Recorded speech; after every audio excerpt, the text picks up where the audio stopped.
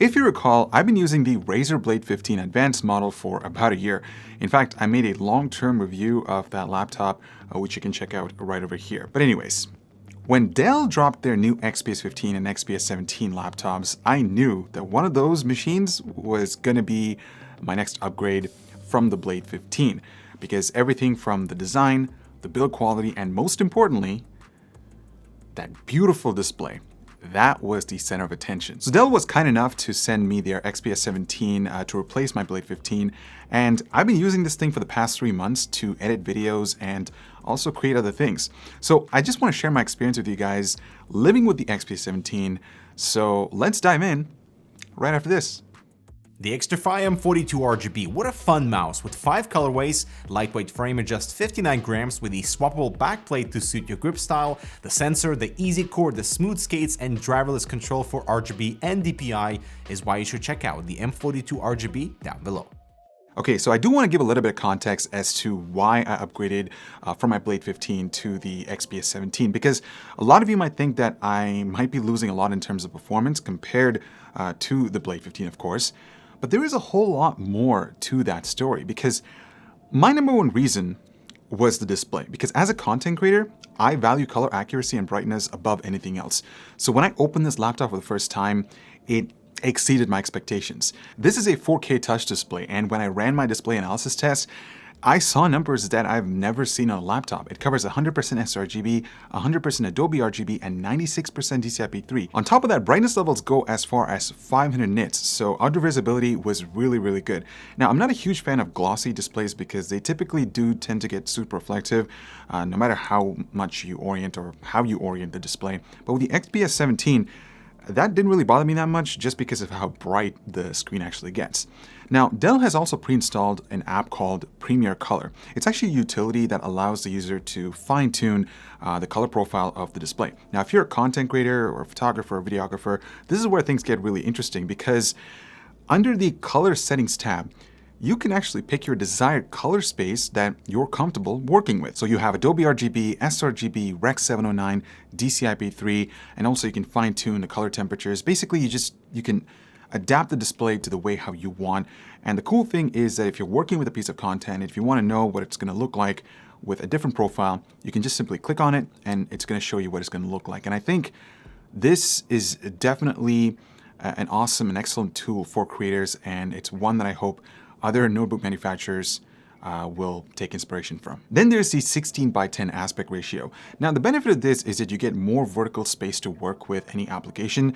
I've actually really started to appreciate this when I'm putting together something in Resolve, where the timeline can take up more space, along with some of the controls, as well as working on thumbnails in Photoshop. There's just less scrolling and adjusting involved because the content basically takes up most of the screen, and I really enjoyed using this thing day in and day out.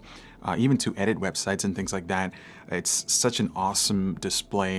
And I think that 16:10 is or might become the new trend with new laptops that we're going to be seeing this year. One thing I should mention is that this 4K display also features touch support, but I'm not a huge fan of that, so I just ended up disabling it because I feel like 17 inches, touchscreen, they just don't seem to go together really well, but that's just me. Next up, the build quality. Now, if you watched my XPS 15 review, you know how much I raved about that thing. The same goes for its bigger brother. I mean, it is an absolute masterpiece by Dell. You're also getting a robust hinge that doesn't wobble. You can also open the lid with one hand, which I really like. This is just the definition of premium Windows laptops, and the price is totally justifiable. Now, given that this features a 17-inch display, I thought that I would compromise on portability, because when you think about 17-inch laptops, you normally think bigger size, it's going to be heavy, and it's potentially also a desktop replacement. But that's where I was completely wrong, because Dell has actually managed to maintain a slim profile with the XPS 17. The thickness is only 19.5 millimeters, and the overall form factor isn't too large compared to my Blade 15. It still fits inside my 20-liter Peak Design backpack, and it weighs around 5.53 pounds. Now, the included charger is also nice and compact, and it powers the laptop via USB-C, and the cable itself is pretty easier to manage as well. The keyboard is excellent on the 17. I love the simple font choice, and the spacing between the keys are perfect. Key travel is exactly where I'd like it to be for a laptop.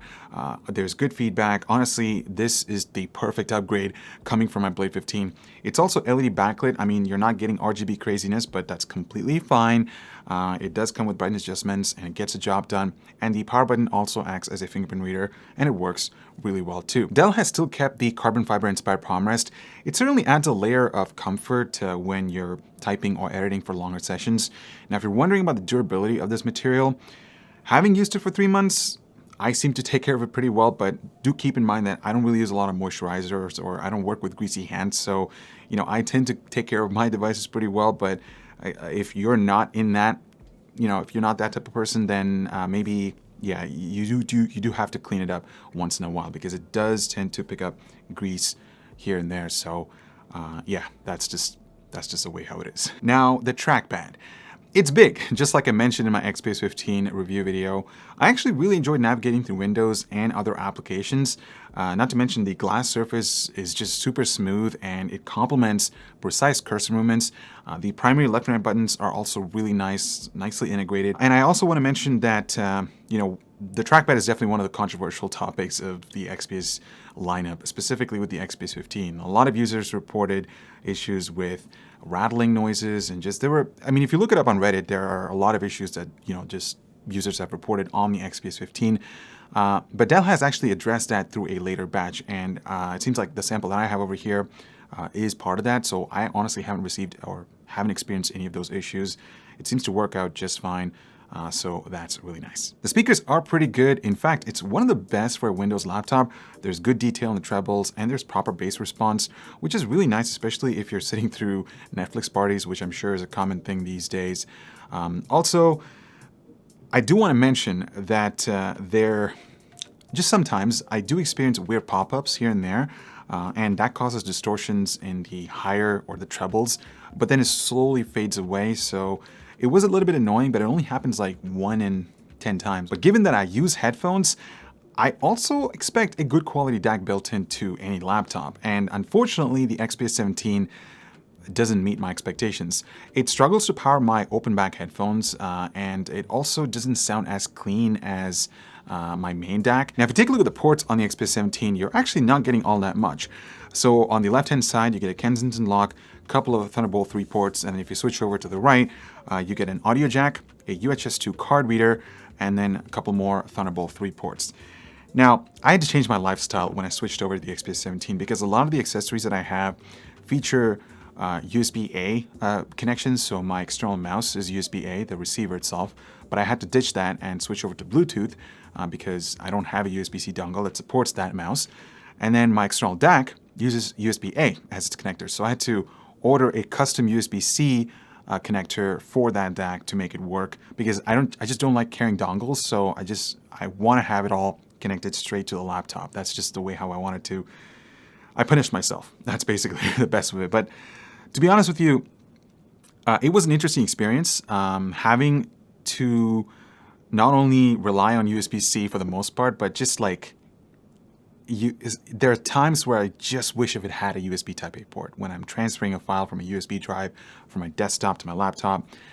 It's just one of those things that I wish I had, but it's not there. Now, one of the good things about this whole USB-C implementation is that given that the power adapter or the power connector is USB-C, I can just simply plug it into any one of these ports and it's going to charge the laptop, which is definitely a convenience, but there is a drawback, which I'll get to shortly. Battery life is actually really good on the 17. So this thing actually comes with a 97 watt-hour battery, and under our light load test, it was able to last for over 11 hours. And then during our heavy load test, I was able to get 1 hour and 24 minutes out of this thing, given just, it's got an 8-core CPU. So it's right in line with my expectations, which is great. I have nothing to complain with the battery life on this thing. It's definitely better than my Blade 15. That's for sure. All right, so the last thing that I want to talk about is performance. But before I get into that, I just want to quickly go over the specs of my sample. So it's got Intel's 10th Gen Core i7-10875H CPU with 8 cores and 16 threads, 32 gigabytes of RAM, a terabyte NVMe SSD, and an RTX 2060 Max-Q GPU. Pricing on this one is all over the place. Dell is actually currently listing this thing for just a little under $2,700, at least at the time I'm making this video, but that can change anytime. Now, as you all know, my line of work involves around content creation, and this laptop has been able to deliver pretty good performance. Starting with Resolve, which is my primary NLE, it renders videos just as fast as some of the other laptops that we've looked at in the past. Then again, this is a GPU-bound program, so the RTX 2060, in my opinion, still gets a job done. I honestly haven't experienced any slowdowns in terms of timeline performance, all the effects that I throw through, and even with color grading and things like that. It seems to keep up with my, my workflow, so I have nothing to complain. I mean, honestly, switching from my Blade 15, I didn't notice a significant downgrade in terms of performance, just like editing on this machine, so I guess that's a good thing. Premiere, on the other hand, was really interesting. I thought it would leverage the integrated iGPU to accelerate export times because of QuickSync, but sadly, utilization was less than 10%, and the majority of the work was done by the RTX 2060 and the CPU, of course. As for the rest of the benchmarks, well, I just want to give you guys a baseline as to what you can expect with the 8-core, 16-thread Core i7 CPU. I mean, look, it's not going to run circles around AMD's offerings, but that's something that we all expected. Intel's Comet Lake is no match for AMD when it strictly comes to multi-core performance. I was curious to see how much power was being pushed to the CPU, and it seems like Dell was giving it more than 50 watts, which is a bit over the nominal TDP spec, and clock speeds were maintained at 3.8 GHz on a full core load. That's pretty good, but when you look at those temps, the CPU was throttling. So Dell actually allowed it to hit 100 degrees Celsius even with fans running at 100%. Luckily, it doesn't sound like a jet fan. Fan noise is definitely tolerable. Another thing that I did notice when I was testing this laptop and just using it is that when this has less than 50% battery left, say if I'm at 20%, and if I'm plugged in and I've set the mode to high performance, and if I'm exporting a video, I noticed that the clock speeds were only hitting 1 to 1.2 gigahertz. So it made me wonder if there was something wrong with my program or things like that. But then I ended up waiting until the battery got charged up to 50 or 60%. And then I re-exported the video. And next thing I knew, clock speeds were at where it was supposed to be, at 3.8 gigahertz, with better utilization than when it was before. It seems like Dell is prioritizing charging the battery when it's less than 50% and then performance when it's above 50%, regardless of what setting you're in within the power management of this laptop. And I think that's really unfortunate because, I want to get the best performance no matter when I plug this thing, but it's such a weird thing to experience on a laptop. I never experienced this before on any machine, but with this, that's a first. So, the XPS 17. Will I continue to use this laptop as my daily driver? The answer to that is yes. I'm going to be using this thing because I love this display. It's one of the best screens that I've ever come across on a Windows laptop. It's bright, actually bright enough for what the work that I do. It's color accurate. I love the 16:10 aspect ratio. 4K resolution is perfect for the 17-inch form factor. And I'm also starting to appreciate 17-inch laptops. It's so nice. You're getting a lot of screen real estate to work with, and that's the best part about just this form factor in general. It's also pretty portable too. It fits my backpack. I have nothing to complain about that. Now, when I look at the performance of this laptop, it's certainly not the fastest out there, but it gets the job done, and it hasn't slowed my workflow by any stretch of the imagination. So that's good. I just wished that I was able to get the full performance when I have this plugged in, no matter when or no matter what battery percentage I'm at. But experiencing that was definitely one of the drawbacks, I will say. It's not perfect by any means. It's still got its quirks, but like I said, I think I've sort of come to work around that. Having a built-in SD card slot is definitely a bonus, of course. USB-C, I've adapted myself to that standard. It's certainly not bothering me anymore. And yeah, the price. I think that's the last thing that I want to touch base on. It's expensive. It's not for everyone out there. I mean, gamers should completely avoid the XPS 17, but if you are a content creator out there, I would highly recommend checking out the XPS 17 because I think as a creator laptop, this thing checkmarks most of the things that you would want, and the specs definitely back it up for that task. So on that note, thank you so much for watching. I hope you enjoyed my long-term review of the XPS 17. I actually really like this laptop, guys. I actually wrapped it with a skin, so it goes to show that I've put in so much work in this machine. So yeah, that's basically it. Thank you so much for watching. I'll talk to you guys in the next one. Also, spend responsibly.